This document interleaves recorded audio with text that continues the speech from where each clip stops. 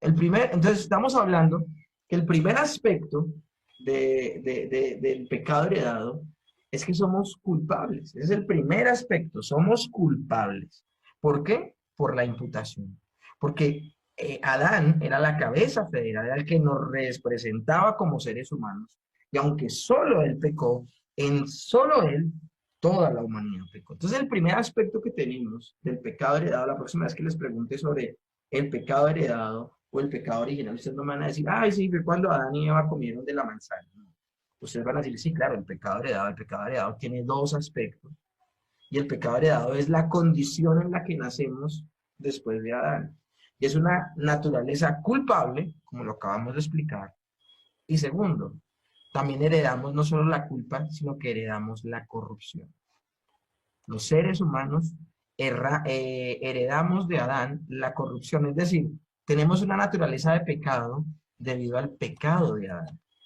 Nosotros podemos demostrar que el Señor trató como culpables a todos los que vivieron antes de Moisés, que vivieron supuestamente sin una ley escrita, pero podemos mostrar que esta gente fue culpable del pecado de Adán por la siguiente razón, el texto que leíamos anteriormente. Cada uno de ellos murió. Por eso la Biblia dice, desde Adán hasta Moisés reinó la muerte. Si una persona en verdad no hubiese heredado el pecado de Adán, no moriría. Es que lo que pasa es que nosotros estamos tan acostumbrados a la muerte que pensamos que la muerte es de las cosas más naturales que hay. Esto lo voy a hablar el domingo en la iglesia, por eso estoy un poquito familiarizado con el tema. Nosotros pensamos en términos de la muerte como lo más normal que hay. Ahora, entendiendo que a la mayoría de seres humanos nos da miedo la muerte y no tratamos de pensar en el asunto. Pero se ha convertido en algo muy cotidiano el ver morir personas. De hecho, las personas llegan a decir que la muerte hace parte natural de la vida. Y eso teológicamente, bíblicamente no es cierto. La muerte no hacía parte, escúchenme bien, del propósito que tenía Dios con el hombre. Si el hombre lograba agradar a Dios, iba a vivir eternamente. Ese era el propósito. Y de hecho, ese propósito se va a cumplir en la persona de Cristo.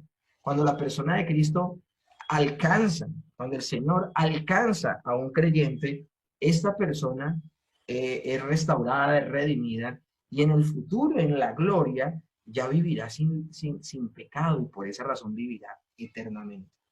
Entonces, cuando hablamos de que una de las señales de que la culpa la heredamos todos los seres humanos es que todos los seres humanos, tan pronto nacemos, sabemos que un día vamos a morir.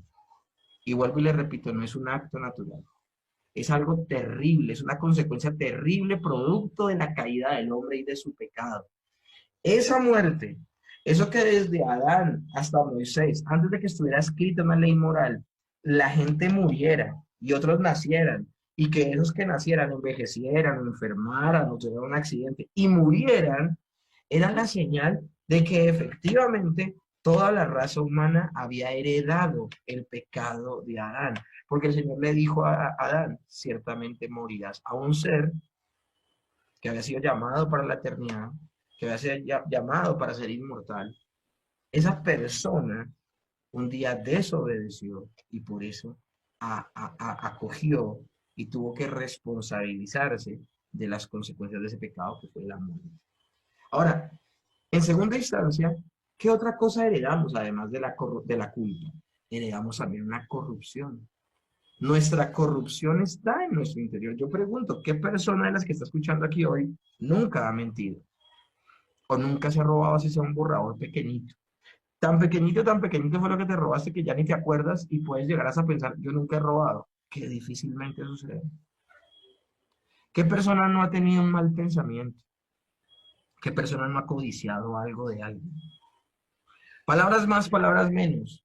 Durante todo el tiempo de vida que has tenido, ¿en ningún momento te has visto tentado a pecar y efectivamente has pecado? Esa es una de las señales y es la segunda consecuencia de la caída de Adán que heredamos como descendientes de este hombre. Que nosotros tenemos una inclinación al pecado, somos débiles a la maldad. Salmo 51:5 dice, he aquí en maldad he sido formado y en pecado me concibió mi madre. Muchos dieron una interpretación incorrecta a este texto diciendo que David era un hijo ilegítimo y que si dice que en pecado me concibió mi madre es que ella le puso los cachos a Isaí y nació de manera ilegítima David y que por eso Isaí no lo amaba. Todo esto es hilar muy delgado porque toda esta información no nos la está dando el texto. Toda esta información no nos la da la historia de David. Toda esta información no la encontramos ni en primera y segunda de Samuel ni en primera y segunda de Reyes. No la encontramos por ningún lado. Así queramos, no la encontramos. Ni en la vida, ni en la obra, ni en la muerte de David. ¿A qué se está refiriendo David? He aquí en maldad he sido formado y en pecado me concibió mi madre. Sencillamente está diciendo que desde que él nació era corrompido. Nosotros a veces, ayer me reuní con los padres y yo les hablaba a los padres varias cosas que estoy hablando en esta noche. Y yo les decía que no subestimáramos a nuestros hijos, porque a veces vemos a nuestros hijos con esa cara angelical, los vemos tan lindos que nos rompen un plato, y a veces como que hasta alcanzamos a decir, pero ¿qué le evangelizo si él es santo? Él ya es un santo, es un lindo. Pero luego empezamos a ver el comportamiento de nuestros hijos, y empezamos a ver que en ellos se alberga el egoísmo, se alberga la violencia, se alberga la manipulación, porque todo esto lo vemos en un niño de no menos de 1 o 2 años de edad. En un niño ustedes pueden ver vivita, la naturaleza caída de un ser humano. Un psicólogo decía alguna vez que si a un niño se le daba la fuerza de un hombre de 30 años, ese niño de pecho literalmente mataría a su mamá por sus caprichos. Cuando David estaba hablando en maldad de sido formado, estaba hablando que desde no había nacido David y ya era un ser pecador. Nosotros no pecamos y en el momento de pecar nos volvemos pecadores, no. Nosotros ya somos pecadores y aunque un bebé recién nacido nunca haya pecado, ya es un pecador. Aunque un bebé recién nacido nunca haya tenido la oportunidad de decir una mentira, ya él es un mentiroso, ya él es un pecador. Porque nosotros heredamos de Adán esa culpa, pero también dentro de nuestro ser, escúchame bien, hay una naturaleza que nos jala a la maldad. La palabra de Dios dice que si no nacemos de nuevo, no queremos ni podemos seguir a Dios. No queremos ni podemos seguir a Dios. Efesios 2:3 dice, y éramos por naturaleza hijos de ira, lo mismo que los demás. Miren, el apóstol Pablo nuevamente diciéndole a los Éfesos, a los de la iglesia de Éfeso, les está diciendo a los Efesios, miren, nosotros antes de convertirnos éramos tan pecadores como el que más. Y tanto era el pecado que había en nosotros y tanto el desagrado de Dios que la misma ira de Dios pudo haber caído sobre nosotros y consumirnos. Pero el Señor no lo hizo, fue por las obras de Cristo. Lo mismo que los demás. Todas las personas que nacen naturalmente con una inclinación por el pecado. En nuestra naturaleza carecemos totalmente de bien espiritual ante Dios. Nosotros no podemos pensar que hay algo bueno en nosotros y que eso algo bueno en nosotros, así sea muy pequeñito, así sea muy ínfimo, es lo que nos conduce a Dios. Eso sería algo terrible, terrible, terrible. Cuando hablamos de que el pecado entró en nuestra naturaleza y afectó totalmente nuestro ser a tal punto que no podemos rendirle ningún bien espiritual a Dios, esto quiere decir que que el pecado afectó nuestro intelecto, nuestras emociones, nuestros deseos, nuestro corazón, que es el centro de nuestros deseos y de la toma de decisiones. Afectó nuestras metas, nuestros motivos, nuestros cuerpos y también aún nuestra capacidad de pensar, de raciocinio. Todo esto afectó, todo esto fue afectado por el pecado. Todo.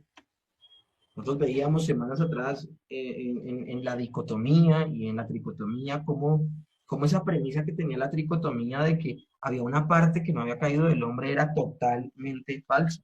Cuando el hombre cae, cae completamente. Y la afectación del pecado sobre su vida es incalculable. Pues es tan incalculable en la afectación del pecado. Y cuando digo incalculable es que no se puede hablar de que hay un porcentaje que no haya sido afectado. Estamos hablando que el 100% del hombre fue afectado por el pecado y ese ser ya solo vive para sí. Romanos 7:18 dice, y yo sé que en mí, esto es, en mi carne, no mora el bien, porque el querer hacer el bien está en mí, pero el no el hacerlo. Una cosa increíble, o sea, de digerir, porque por toda la vida nos habían hablado a nosotros de que éramos los mejores, de que éramos, mejor dicho, hijos del rey y todo esto. Y yo sé que al comenzar esta materia yo les dije a ustedes que como reformados y como bíblicos muchas veces uno como predicador puede sonar como que enfatiza mucho en el pecado, pero en la primera clase enfatizamos de que nosotros podríamos proyectar, ahora que somos hijos de Dios y que hemos nacido de nuevo, podemos proyectar la imagen de Dios de nuevo. Pero no nos podemos ir al otro lado, porque eso es lo que ha hecho el pentecostalismo y el carismatismo, se ha ido al otro lado y ha olvidado por completo las consecuencias del pecado y lo que ha hecho es decir que las personas muchas veces, sin haber nacido de nuevo, llegan a la iglesia y las rodean de un discurso de tanto amor y de tanto éxito y de tanta gloria mundana, tengo que aclarar, que la gente dice, wow, yo soy de lo mejor. Con razón el Señor me tiene esculpido en la palma de su mano. Con razón el Señor, yo soy la niña de sus ojos, porque me amaste a mí. Y todo esto es falso. Todo esto es falso. Sí, el Señor ama, pero ama al creyente y lo ama por las misericordias de Cristo. Pero no porque lo vea y ya. Acuérdense que el plan de salvación es un resultado de la voluntad libre de Dios. Dios no estaba obligado a salvarnos y Él sencillamente, movido a misericordia, nos quiso salvar. Entonces, por eso el apóstol Pablo dice, yo sé que en mí, esto es en mi carne, o sea, estamos hablando del ser natural, no mora el bien, porque el querer el bien está en mí, pero no el hacerlo. Las personas cuando estudian Romanos capítulo 7 y escucha hablar a Pablo de esta manera, se cree que Pablo está hablando de su condición antes, escúchenme bien, de haber nacido de nuevo. De hecho, ustedes terminan de leer el capítulo 7 y dice, miserable de mí, ¿quién me librará de este cuerpo de muerte? Pero luego dice, pero gracias sean dadas a nuestro Señor Jesucristo. Y empieza a hablar de una cosa, de una manera tal, donde posiciona al Señor y habla de que desde que llegó el Señor a su vida cambió, e inmediatamente nos habla de Romanos capítulo 8, que es la vida en el Espíritu. Entonces, si en el capítulo 7 habla de carne, no está hablando de la parte material de Pablo, no está hablando de su cuerpo físico, está hablando de cuando él era un ser natural. Y cuando habla de la vida en el Espíritu, está hablando de aquella persona que ha sido elegida por Dios, ha nacido de nuevo y de ahí en adelante puede comenzar un proceso de santificación.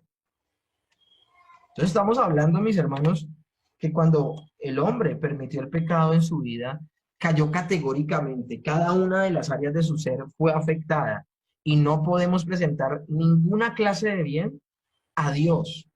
Génesis 6:5 dice, y vio Jehová que la maldad de los hombres era mucha en la tierra, y que todo designio de los pensamientos del corazón de ellos era de continuo solamente el mal. Yo pregunto, ¿esa gente era más mala que la gente que hay al día de hoy? ¿Será? ¿Será que la gente que vivió antes del diluvio universal eran mucho más malos que los que viven ahora? Eran completamente los mismos. Eran personas que no habían nacido de nuevo. Y por eso la maldad era mucha en ellos. Y todo lo que ellos pensaban era en su corazón, era solamente el mal.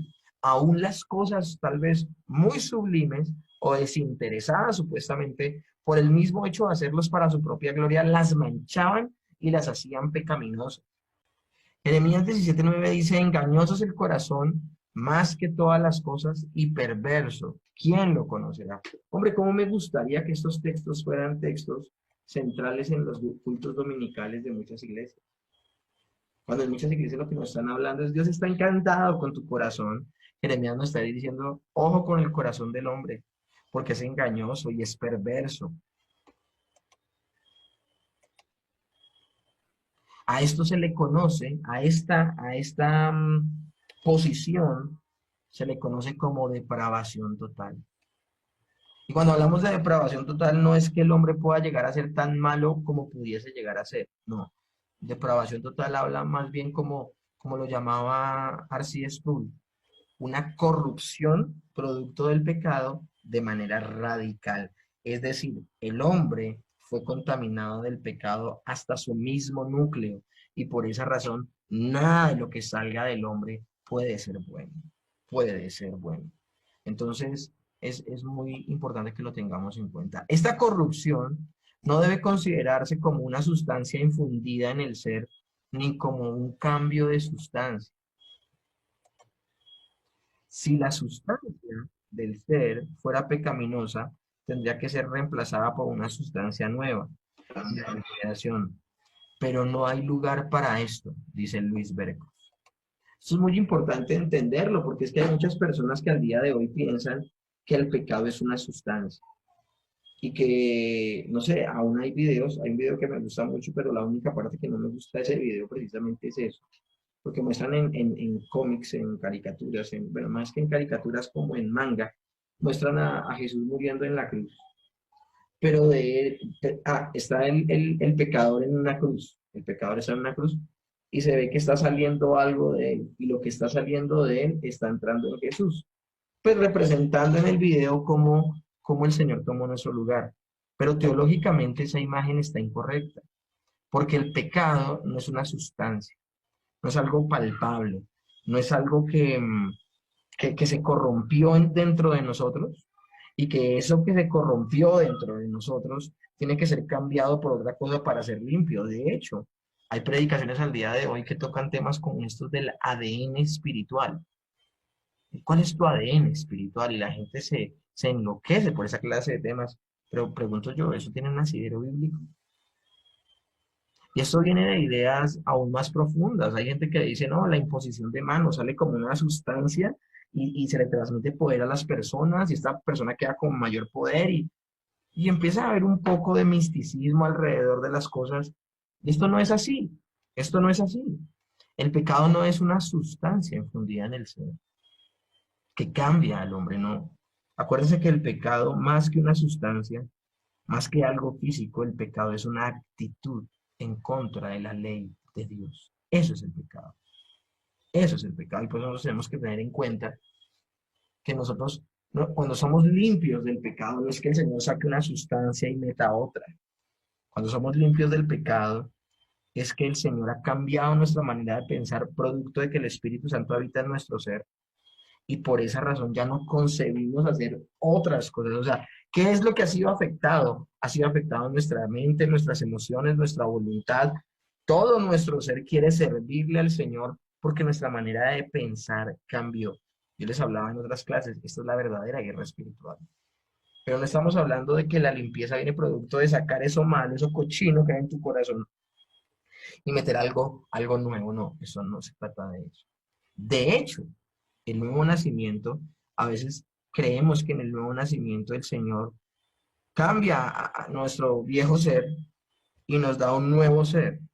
Cuando la Biblia dice revístanse del hombre nuevo y desechen el hombre viejo, no está hablando de que se quita una sustancia y se pone otra. Está hablando de que desechemos al hombre viejo. Está hablando de que todos los días debemos renunciar a nuestra naturaleza caída. Y todos los días a la vez debemos permitir que el control lo tenga el Espíritu Santo en nuestras vidas. Cuando éramos más jóvenes, nos ceñíamos nosotros e íbamos a donde queríamos. Pero ahora, cuando maduremos en las cosas de Dios, nos ceñirá otro y nos llevará. Él será el que nos conducirá. Eso es lo que hace el Espíritu Santo en nuestras vidas, nos conduce. Pero nosotros debemos comprender que eso que heredamos de Adán, tanto la corrupción como la culpa, un aspecto es legal y otro aspecto es esa actitud y esa inclinación a lo malo que nos lleva a pecar. En nuestras acciones estamos totalmente incapacitados de hacer el bien delante de Dios, y esto es importantísimo que lo tengamos en cuenta. Nosotros no tenemos la capacidad de agradar a Dios. Romanos 8:8 dice, y los que viven según la carne no pueden agradar a Dios. Es imposible. Y a nosotros no nos va a interesar las cosas del Espíritu si el Espíritu Santo primero no habita en nosotros. O sea que estamos perdidos. Y Juan 15:5, yo soy la vid, vosotros los pámpanos, el que permanece en mí y yo en él, este llevará fruto, porque separados de mí, nada podéis hacer. Aún, yo ayer hablaba con los padres y algún padre me podía decir, no, pero es que Usted está diciendo que Dios obra en nuestra vida para que yo lo pueda buscar, pero es que yo lo que yo recuerdo es que desde muy pequeñito yo busqué de Dios. Ah, bueno, si tú desde muy pequeñito buscaste a Dios, eso quiere decir que Dios actuó en ti desde muy pequeñito. Porque así seas muy pequeñito o muy grande, si Dios no actúa en tu vida, tú nunca querrás saber de Dios nada. Porque si en nosotros no habita el Espíritu Santo, eso quiere decir que estamos separados de Dios. Y si estamos separados de Dios, nada podemos hacer. Si nosotros estamos separados de Dios, si el Espíritu Santo no habita en nuestro ser, no somos seres espirituales, no somos seres convertidos, no somos seres que han nacido de nuevo. Si solamente somos nuestros seres naturales, en nosotros no hay nada que pueda agradar a Dios. Y Hebreos 11:6 dice, pero sin fe es imposible agradar a Dios. Efesios 2, del 1 al 2 también dice, y Él dio vida, y Él os dio vida a vosotros cuando estabais muertos en vuestros delitos y pecados. Eso es importante entenderlo. ¿Cuándo actúa Jesús en nuestras vidas? Cuando estábamos muertos en nuestros delitos y pecados. No cuando estábamos súper bien. Isaías 64:6 dice, si bien todos nosotros somos como suciedad y todas nuestras justicias como trapos de inmundicia. Ese término trapos de inmundicia es bien categórico, ¿no? Porque los trapos de inmundicia eran las telitas que usaban las mujeres menstruosas para evitar pues un espectáculo en la calle. Eran las toallas higiénicas de la antigüedad. Y está diciendo la palabra de Dios que nuestras justicias, o sea, miren cómo estamos de incapacitados cuando somos seres naturales y no hemos nacido de nuevo, cómo estamos de incapacitados de agradar a Dios. Si un ser natural que no ha nacido de nuevo, que no es un creyente, que no ha abrazado a Cristo, le regala un poco de casas a los pobres, o da un poco de su dinero para que les armen colegio a los niños que no tienen colegio, o es un buen boy scout de ayuda a pasar la viejita a la calle. Todas esas buenas obras de esta persona que es incrédula, que está separada de Dios por ser un ser natural, esas buenas obras no agradan a Dios. De hecho, delante de Dios esas buenas obras son como una toalla higiénica. Ese es el lenguaje que habla las escrituras acerca de la incapacidad del ser humano. Nadie puede en su estado natural ir en pos de Dios. Pero es que yo insisto, desde pequeñito yo busqué a Dios. Pues yo insisto en decirte que lo que pasó fue que desde muy temprana edad entonces Dios te buscó, te inquietó y por eso buscaste a Dios. Pero ningún ser natural, aquí no hay excepciones de nadie, ningún ser natural se preocupa por Dios. Y Juan 6:44 dice, ninguno puede venir a mí si el Padre que me envió no le trajere, y yo le resucitaré en el día posterior. ¿Qué más textos necesitamos ver? Ninguno puede venir a mí si el Padre que me envió no le trajere. Está diciendo, ninguno, sin el actuar de Dios en su vida, buscará y correrá detrás de Jesús.